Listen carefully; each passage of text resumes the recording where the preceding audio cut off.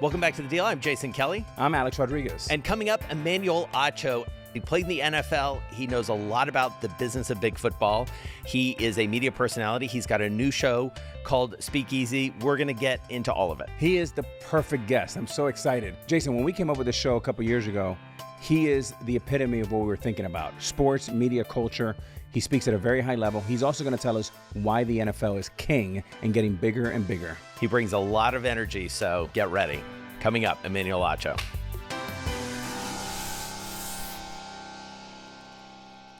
We're here in Los Angeles with Emmanuel Acho, someone, Alex, who when we think about this show is just right there, right at this intersection that we love of business, sports, and culture, in part because of the NFL. So first of all, welcome. Thank you. We're so happy to have you here. Glad to be here. Yeah, so great to have you on the show. My first question right off the top has to be the NFL. Now, I'm coming from the lens of, I'm right in the midst of my October media with Fox and doing my coverage for the playoffs and World Series. And everything the NFL does, it works big. Now, I remember in 2004 when we played the Red Sox, we were getting 25, 30, 35 million people watching. Today is a fraction of that. The NFL keeps getting bigger. So you're like 10x bigger than us. What is the secret sauce of the NFL magic? What is it? I think the biggest thing is the NFL never overextended. The NFL made sure, like, as the viewers grew, it extended the games in parallel to the viewers growing. I think the NFL, probably better than any other sports industry, has matched demand with supply.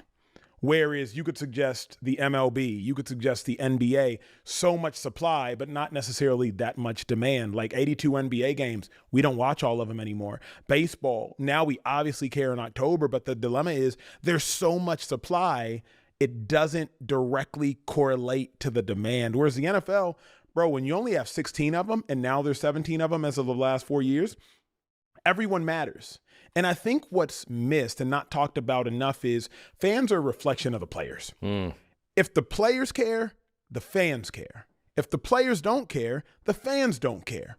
In the NFL, all of the players care about every single game, in part because our contracts aren't guaranteed. In secondary part, there's only so many games. The fan is simply a mirror. And whatever the player does, the fan reflects back onto the player. And that's, I would suggest, the secret sauce of the NFL. To that point about scarcity, the fascinating thing about the NFL is it still finds all these ways to be in our lives all the time. So you're right. You're totally right. 17 games. And yet the NFL draft, the NFL combine, like it has become like all this like really, really rich content. So how are they doing that right? The NFL has done a great job making everything feel big. The NFL draft, it used to be in what Radio City Music Hall. That felt big. And then when the deal with Radio City Music Hall fell apart, they were like, you know what? We're going to make it a spectacle. We're going to move from one city to another. And they've done a great job of not going to cities with a lot of distractions. Make them feel iconic.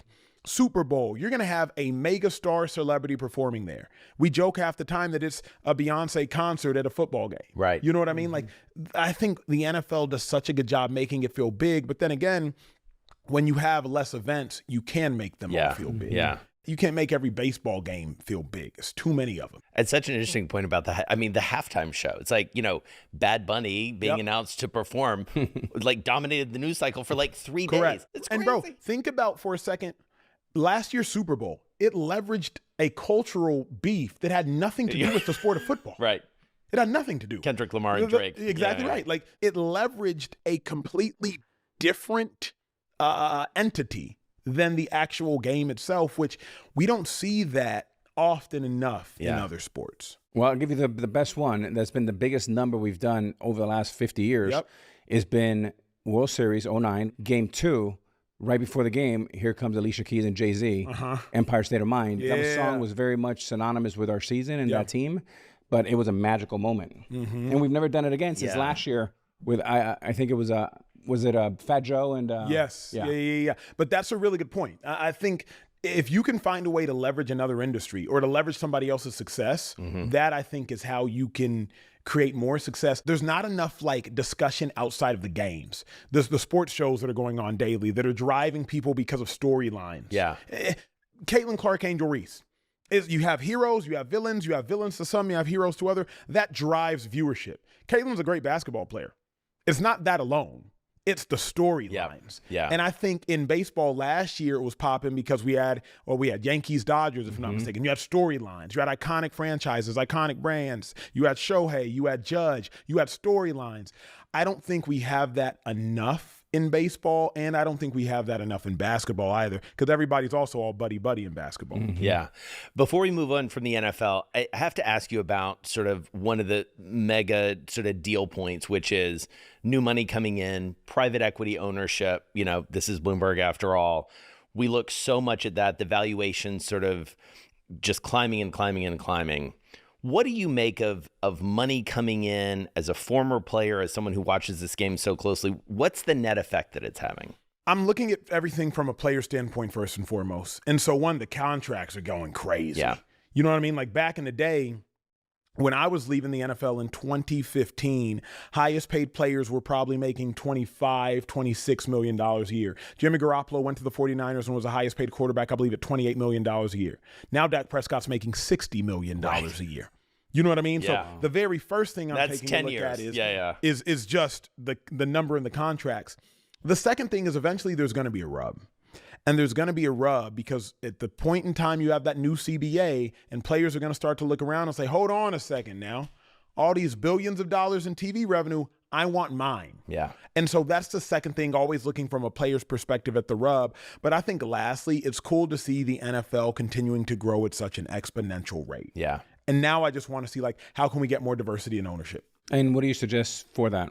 Man, the first thing is I love how people are pooling together. It's no longer just like one family and y'all are exclusively owning it. I love how it's like, hey, no, we're going to bring in this office, and this office might have a couple different names on it. I mean, one of my great mentors is Jerry Reinsdorf. The days of him buying the Bulls for $16 million and the White Sox for 19 are long gone. I mean, these numbers are gotten so big that you need groups to come together. You need groups. And I also think now athletes can know it's possible. Yeah. You know what I mean? What you've done with Minnesota. Now athletes can know it's possible. Before you can ever be something, you got to see something. You feel me? Like thinking about owning a team was what? Yeah. How?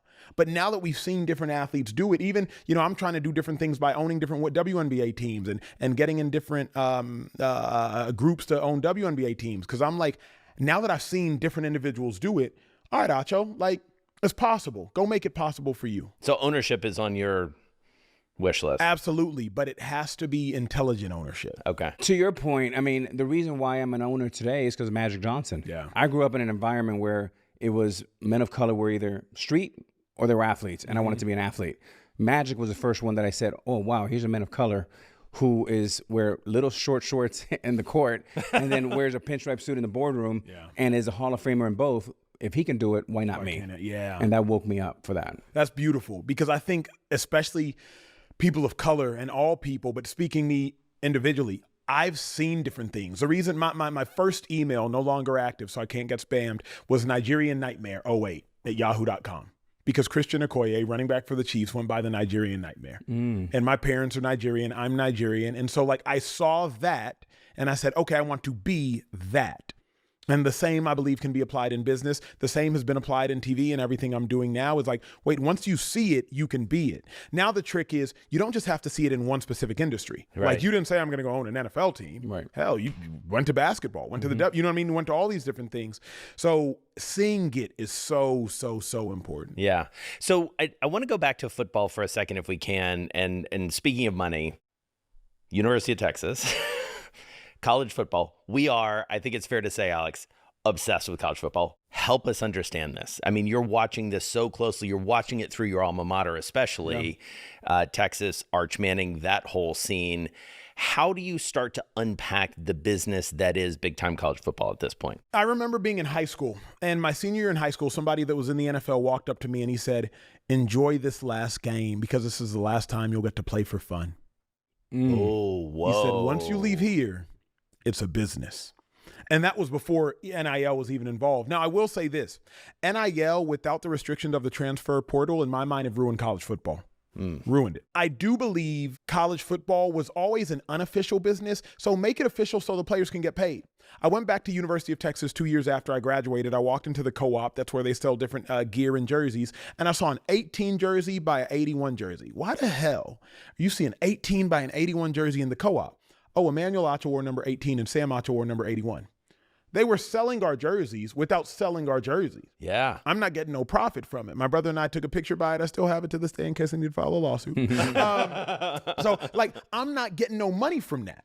And so I love now that players can actually be compensated for their name, for their image, for their likeness, because people don't realize I couldn't work in college, because if you work in college, you could end up getting sued in the event you get paid and they start to look into, well, you're getting paid more than what you're working for. So now athletes aren't even allowed to work, period, whether you're working right or working unjustly.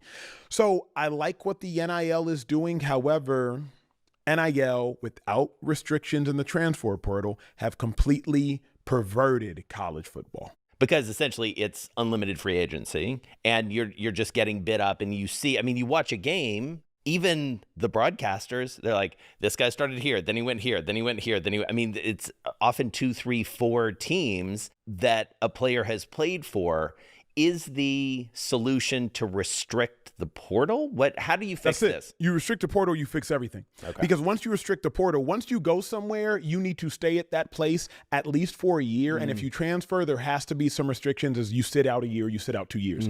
That's how it was when I was in college. If you transfer within the conference, you got to sit 2 years. If you transfer out of conference, you got to sit a year. You ain't going nowhere, A-Rod. You ain't going nowhere, JK. You sit in your butt at Texas, and you better learn how to get on the field. Yeah. And so that's what I think needs to happen, because the dilemma right now is I don't think you can serve both.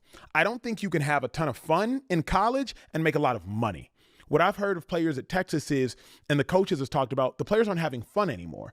I said, I don't pity them. They getting paper. Yeah. I had more fun, but I wasn't getting broke off. You know what I mean? If you are playing for money, it's very hard to have fun, because the second you start sucking, you know you losing money.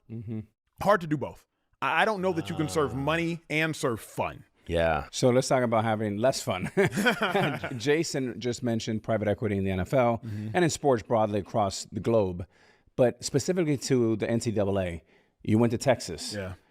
Is it a matter of time till Blackstone and John Gray owns the Texas football team? And how far are we from that? I don't know if that would ever happen because of the boards of regents. I don't know if that would ever happen, that anybody would come in and own one of those big time college programs. Now, you could unofficially do it. You know what I mean? If you're one of the biggest donors, if you're one of the biggest investors, there were people at Texas when I went there, and they were always at practice. And I'm like, who the hell is this dude? And then my friends will text me, oh, yeah, this dude, oil and gas from way back when. Like, yo, who the hell is it? Why are they on a bus? Why are they on a team plane? They not a coach. You know what I mean? Them big old Texans walking around with a toothpick, a little straw cowboy hat. And I'm like, who is this guy? Yeah. Unofficially owned, sure. Officially, no. Or maybe a minority. You see a Blackstone or KKR owning 20, 30%, but the board still runs it. But the finances, what they do is bring it infrastructure, back office, sophistication. Because as you mentioned, as the business keeps growing, are the universities as today, are they currently built to, understand what the money's coming in, money's coming out? Now you have payroll. It's an incredible transition. I think that could happen at the lower scale. That wouldn't happen at Texas, because at Texas, it's too many elbows to grease. You know what I mean? Like at Texas, we not letting nobody just walk in here and, not at Texas. You know what I mean? That's like, a good point. Not at Texas. Not to mention, Texas and those big time programs like the U, they're so traditional. We don't like nothing change. We wanted black jerseys when I was in college, and the amount of pushback we got just to change our jerseys was a hell no. This is the way we do things, the way we're always going to do things. Yeah. So at somewhere like Texas, I don't see it happening. At a smaller school, maybe even a private school, then I could see it happening. And yet you do see the money coming in because of the TV contracts. So knowing what you know about media, where do you think NFL games should play? Like network. Yeah. Man, network, streamer, anything. Streamers. I think one big bank takes little bank. You know what I mean? And streamers got big bank. And the reason I would say streamers is the games in Netflix can be watched all over the world. You know what I mean? If you got a game on Fox, you got a game on ABC, you got a game on CBS, to some degree that's limiting. In Nigeria, when I go back during Christmas, I can't necessarily watch that. I believe the streamers have more reach. I also believe the streamers have easier barriers to entry. Oh, I just need the app. Yeah. You know what I mean? There's just an easier barrier to entry. So I think the problem is the streamers do not currently have the infrastructure. Y'all saw Netflix tried to do a couple live sporting events. Yeah. Things are freezing. It's a hot mess. They don't have the right host to do it. They don't have the people to call the right games. They don't have the right production quality. I mean, they're outsourcing everything, not realizing to put on a good product, you have to be a team. You have to be molded together. You have to, like we've talked about in sports, like you have to have camaraderie. But I do think streamers would be ideal just because it has the biggest reach. So to that point, I mean, let's talk about, as we shift from sort of NFL and football to the media world, talk about your transition. Talk about, that moment where you're like, okay, I'm done. As so many athletes in football are, you're done at a young age. How'd you decide what to do next? So this might be my favorite part of the conversation. Sitting across from one of the greatest at what he ever did athletically, I was not. Humble enough to acknowledge I was not. I looked myself in the league, JK, I looked myself in the eyes in the league, A-Rod, and I said, okay, Acho, you're not going to be a Pro Bowler. You're not going to be a Hall of Famer. You're not going to be an All-Pro. You've played 4 years in the NFL, vested, pension, annuity. Leave while you still have your health. Now, what I did, the oldest text message in my phone to this date, 2016, August 23rd, it's a text from the Buffalo Bills. And the Buffalo Bills were like, hey, Emmanuel, we want to bring you in for a workout. Send us your social security number and your license. I never responded. Why did I save that text message? Because I wanted to remind myself I walked away from the NFL. The NFL didn't walk away from me. Whether that's true or not, at least you have a text message of an NFL team asking you to come in for a workout of which you rejected and you declined. Who knows if they would have signed you, but psychologically that helped me move forward. Now, after moving forward, where the hell are you going to go? How old were you?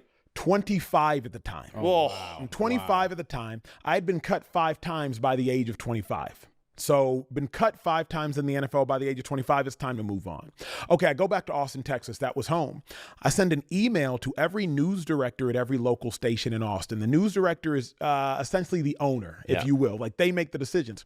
CBS, NBC, Fox, ABC, local stations in Austin.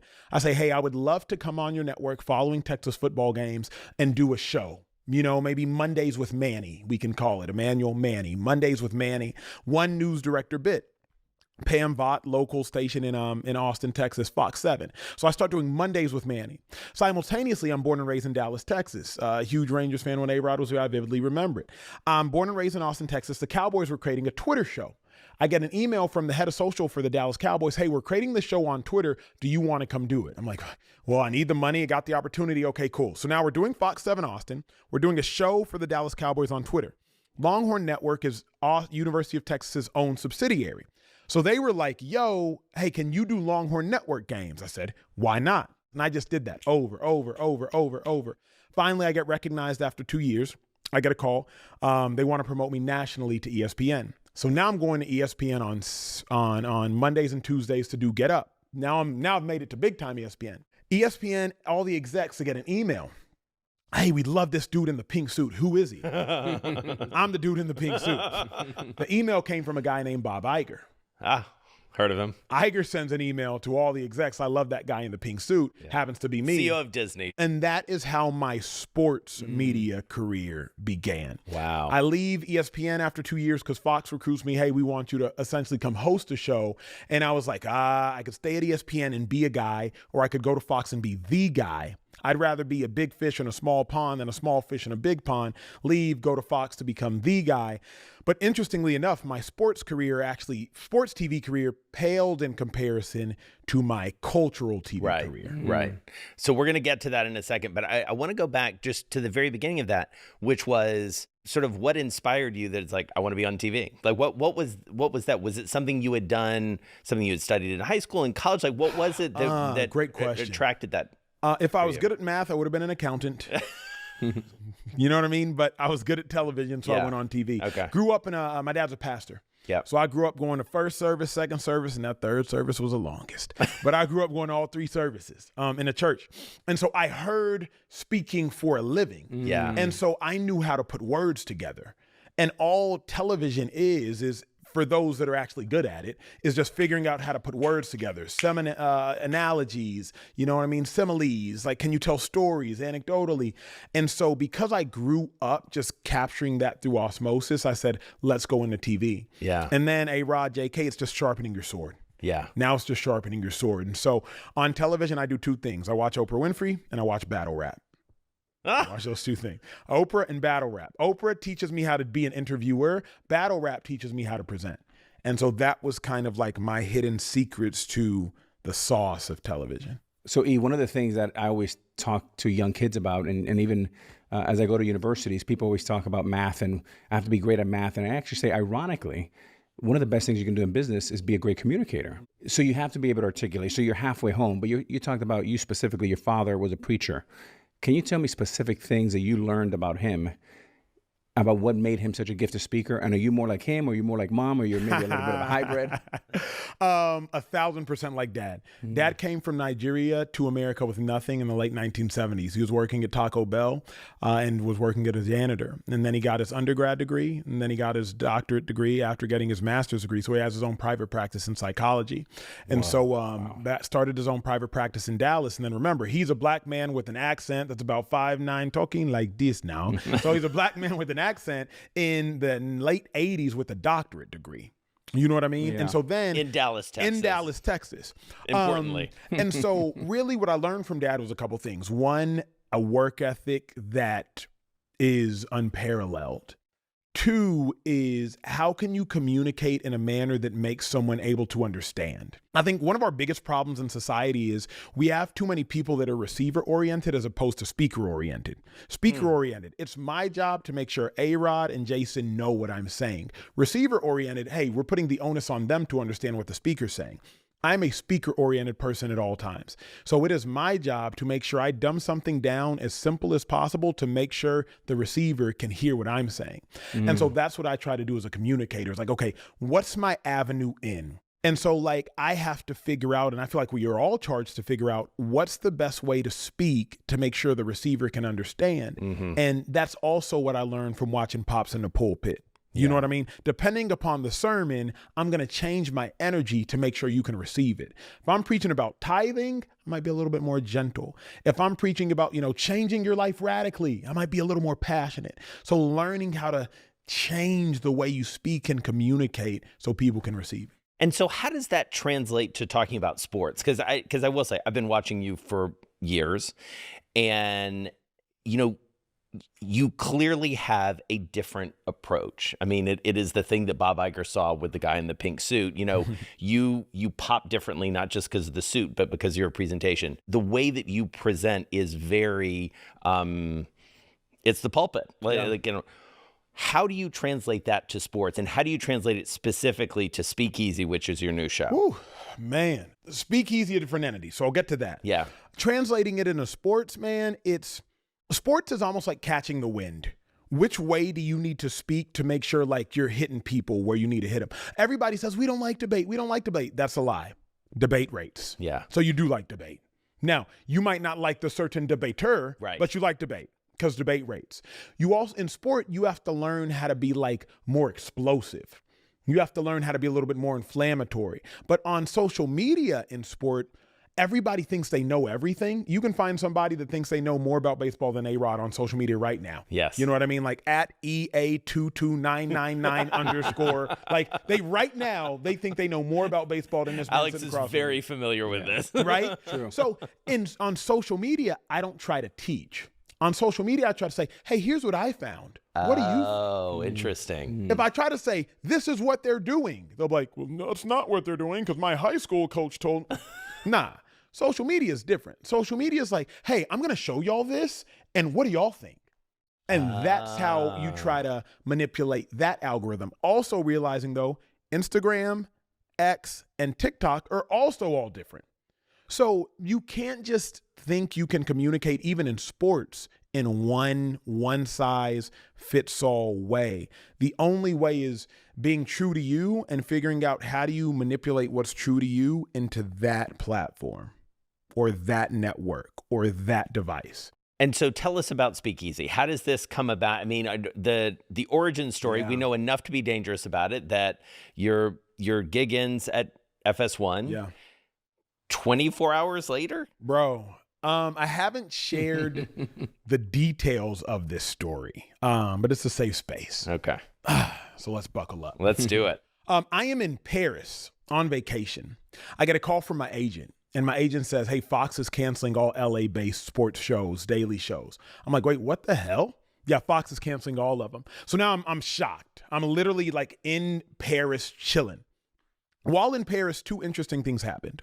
One person came up to me because I used to be on a show called Speak for Yourself. They said, yo, Acho, I love you on Speak for Yourself. I was like, I haven't done that show in years. I was currently A-Rod on a show called The Facility. Another person came up to me, yo, Acho, I love you on The Faculty. I'm like, it's The Facility. So that taught me two things after realizing my show had been canceled. Hey, Acho, if you create another show, leverage the 4 years of IP you built into Speak for Yourself. So if you're going to create another show, put Speak into the title. Now I looked at the market of sports television. I said, where are the vacancies in the sports TV market? The vacancies at night. I live in California. Primetime games end at 8 o'clock. Yo, Ach, you can go live at night. Okay, if you're going to do a show at night and you're going to put Speak in the title, what the hell do you call it?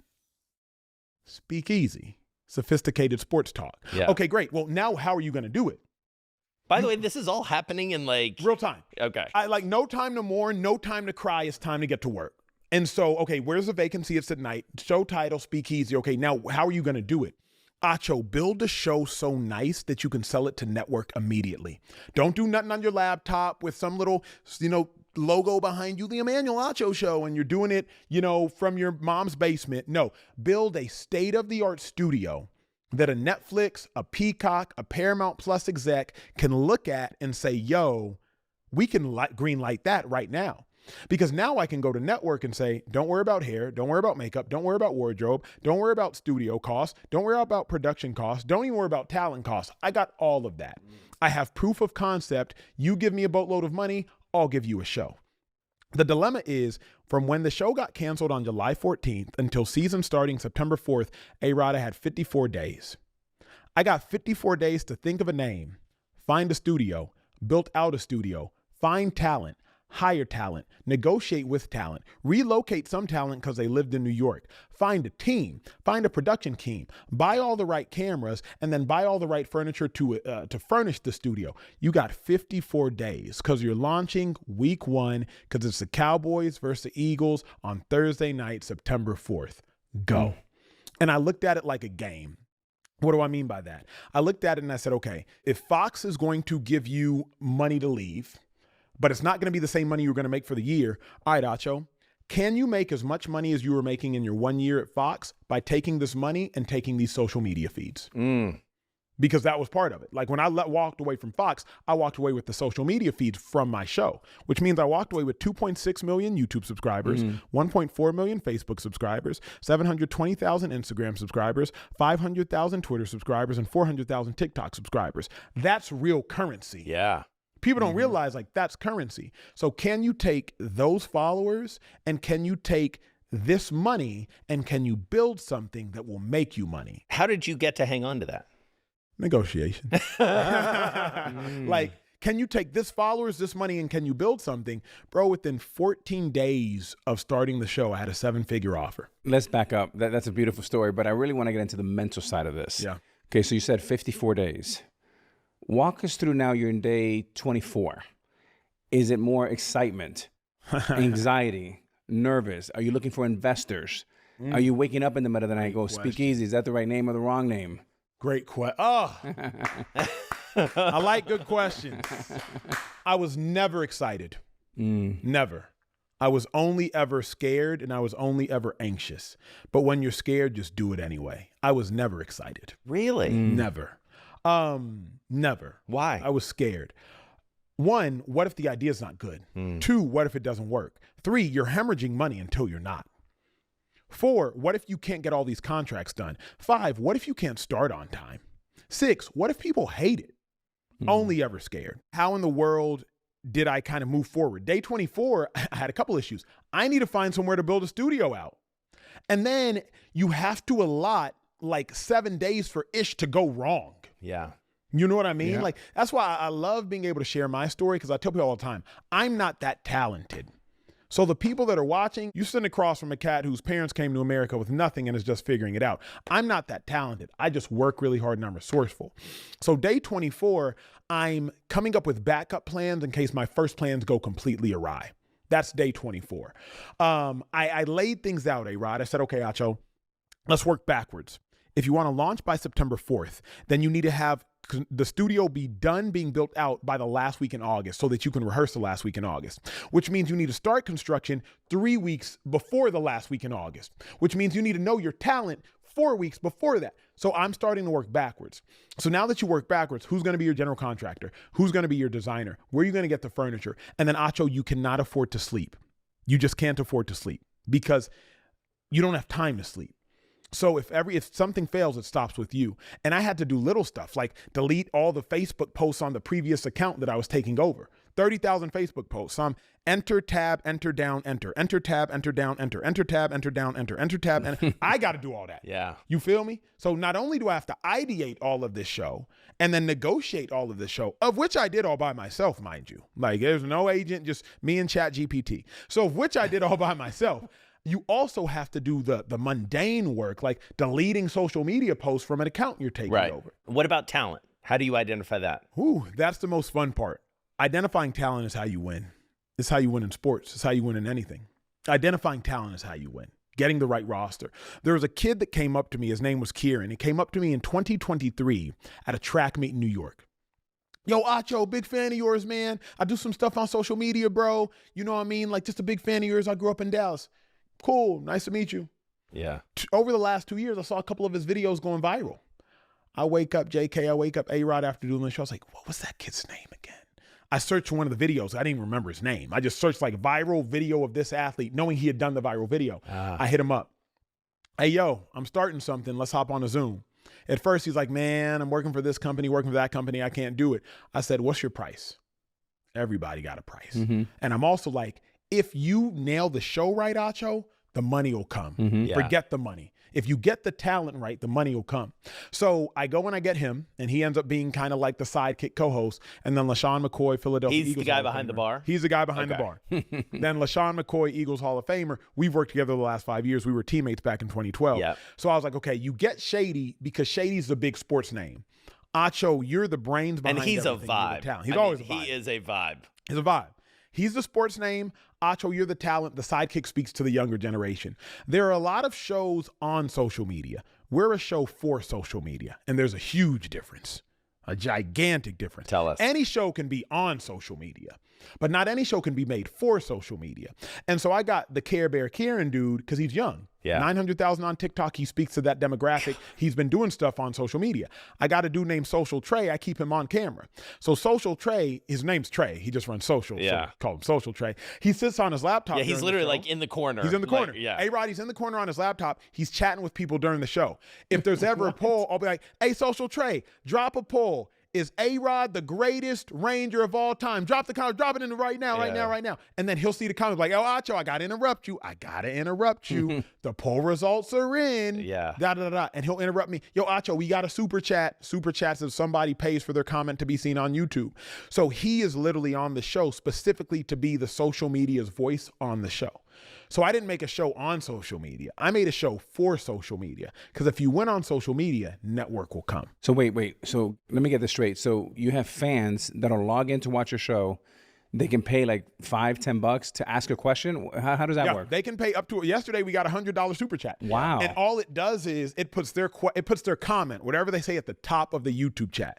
There's a whole YouTube discourse going down, so it puts their comment at the top of the chat, and they just pay for their comment to be seen. I have a guy specifically dedicated to interacting with those people. Then I have a camera specifically dedicated to him. Yeah. During the show, first 2 weeks of the show, he wasn't on camera, A-Rod. But I kept yelling off camera for him. Hey, yo, can you make a poll? And I was like, wait a second, Acho, just put him on camera. So in terms of creating it for social, how do you keep it looking around the corner? You've talked about that a lot. Like what are you seeing now that you want to do and just haven't been able to do yet? A lot of things. But remember, the very first thing we started this conversation with was do not overextend. Yeah. Right now, Emmanuel Acho's financing everything. I bought the cameras. I bought the set design. Like, I put in probably $300,000 into everything, all things considered. And mind you, I'm paying all talent. So I'm sole owner of it, paying talent salaries. But what I realized was this: if you look at ESPN and Fox, the two primary sports shows, daily sports right now, over 50% of their content from 7 a.m. to 3 p.m.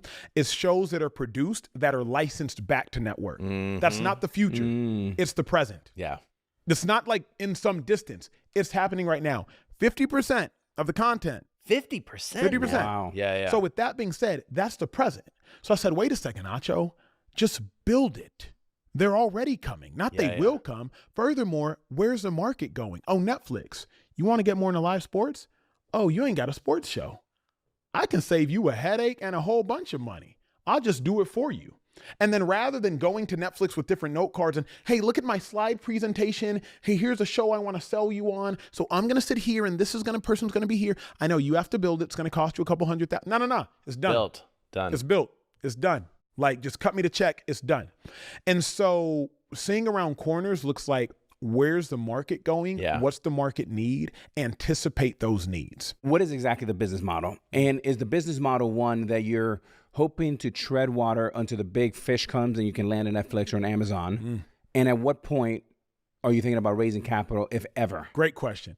I've offered capital. I said no. Reason being, I'm sitting on a gold mine. Hell nah. Like, y'all stay over here. I don't need the capital because I don't want to have to dilute what I got going. Phenomenal question on, are you going to tread water? There's several different business prongs when you start a show on social. Number one, you can exist and make a boatload of money off your sponsors, right? So like right now, I landed the 7-figure deal that will essentially cover 90% of my costs. Grace of God, I landed it within 2 weeks of starting the show. That's a sponsorship type Type deal. Like, that's crazy. There's YouTube ad revenue, those sponsorship deals. Those are your primary ways to make your money. All while simultaneously, A-Rod, the reason you built the show so nice, Acho, remember, land the streamer.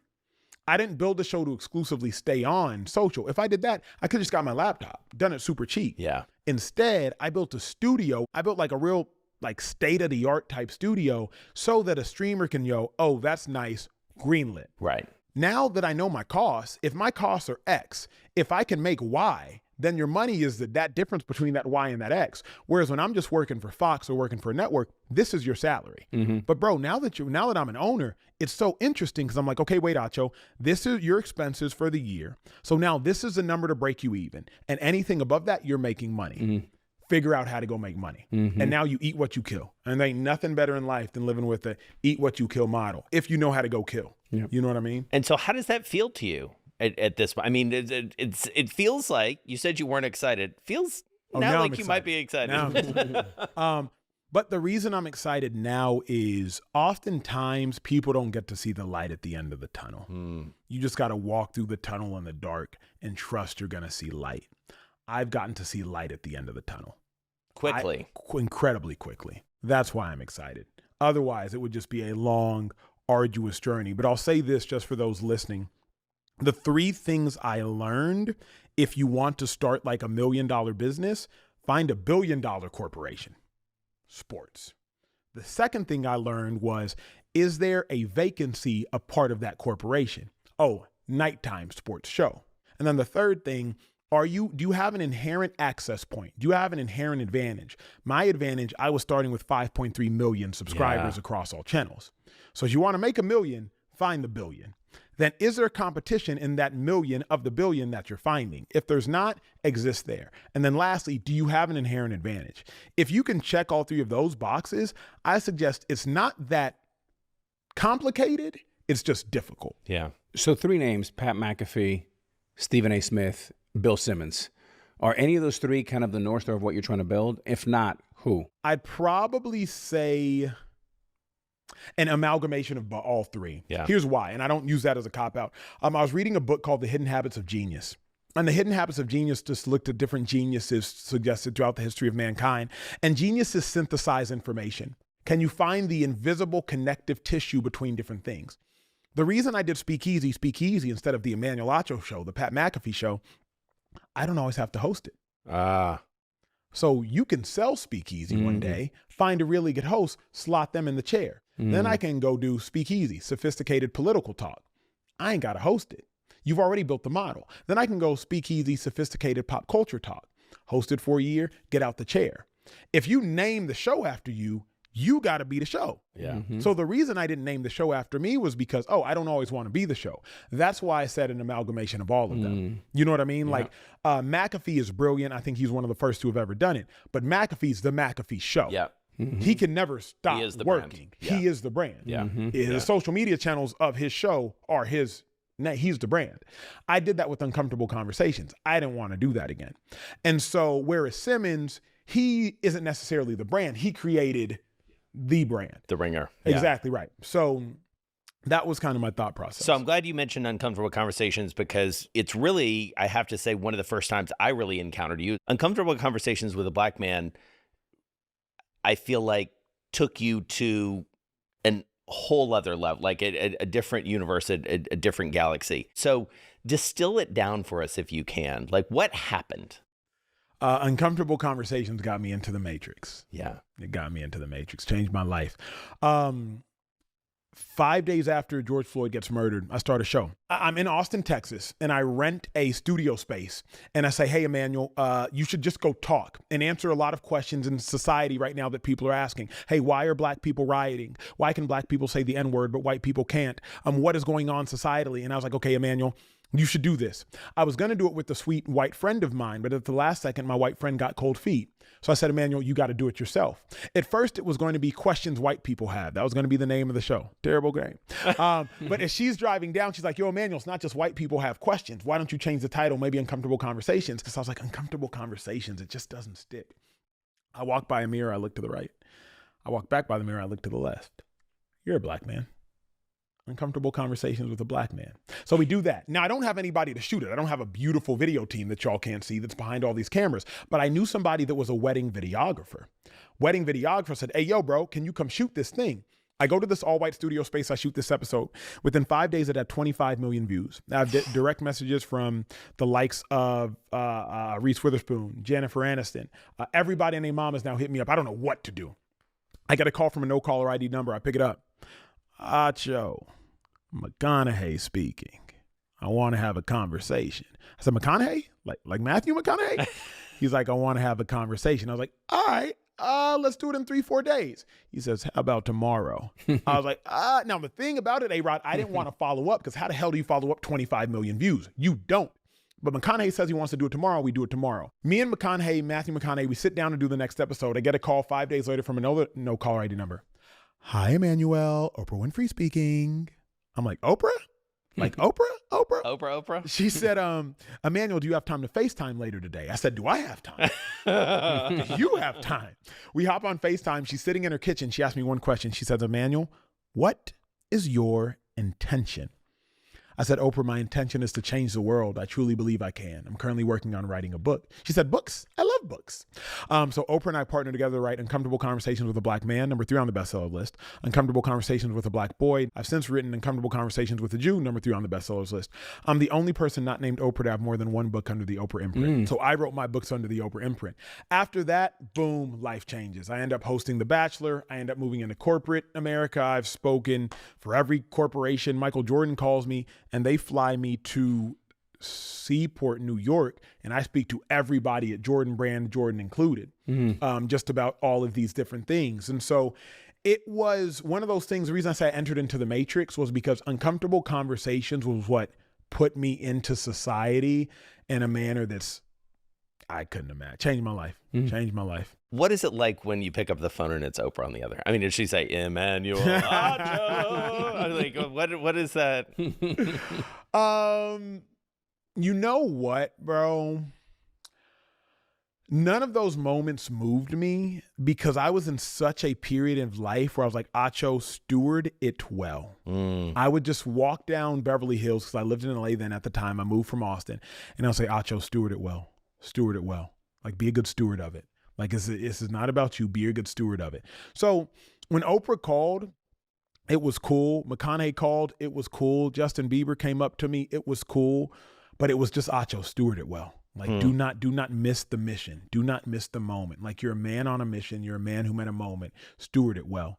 So That's got to be your dad, right? probably, Your dad on your and shoulder? my faith. Yeah. And my faith. So it's all been cool. It's all been special. We've done a lot of great things. I mean, how the heck? We started TV. We got 2 Emmys. You know what I mean? Like, but that's why I'm like, this is above me. This is, if you work very hard at what you do, and if you work very smart at what you do, and if you're incredibly resourceful with what you do, you will find success at what you do. All right, so this is where we do rapid fire. 10 questions. We'll bounce it back and forth. You ready? Let's go. All right. What's one word to describe your deal-making style? Strategic. What's more important to you, gut or data? Ooh, that's a good question. Data. Who's your dream deal-making partner? Let's say magic. What's the best piece of advice you received on deal making or business? Bet on brains. What's the worst advice you've been given? That's a good freaking question.